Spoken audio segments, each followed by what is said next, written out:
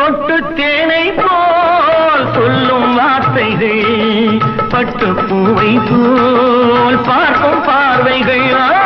சொட்டு தேனை போல் சொல்லும் வார்த்தைகள், பட்டு பூவை போல் பார்க்கும் பார்வைகள். சொர்க்கம் தேடி செல்லட்டும் ஆசை எண்ணங்கள், அங்கெல்லாம் பொங்கட்டும் காதல் வெள்ளங்கள். ஒருவர் மீது